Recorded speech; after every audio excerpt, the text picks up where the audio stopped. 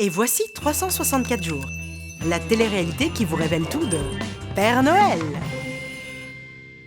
Voici ce qui s'est passé depuis les fêtes de fin d'année. Père Noël est parti en vacances sur son île Christmas, comme d'habitude. Comment la nouvelle année pourrait-elle mal commencer? Eh bien, comme ça. C'est le PDG des lutins qui appelle depuis la Laponie, Joe.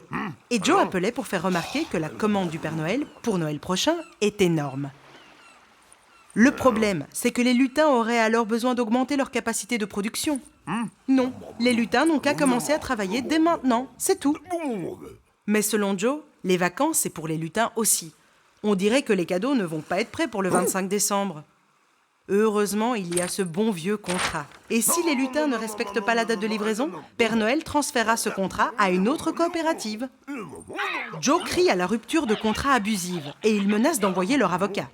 Résultat, Père Noël leur envoie vraiment son avocate.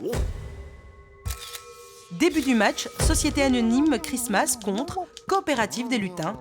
Le juge leur propose alors une alternative, la médiation. Ça coûtera moins cher, ça ira plus vite, et la solution obtenue sera plus satisfaisante pour les deux parties. Mais attendez, pour faire une médiation, il ne faudrait pas un médiateur? Par exemple, la petite souris?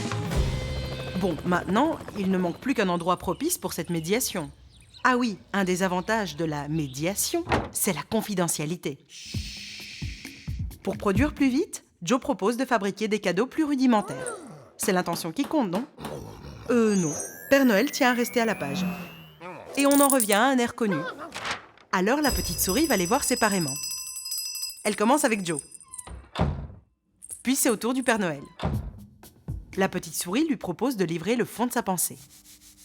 Alors nous avons une livraison en retard, et c'est la dégringolade sociale.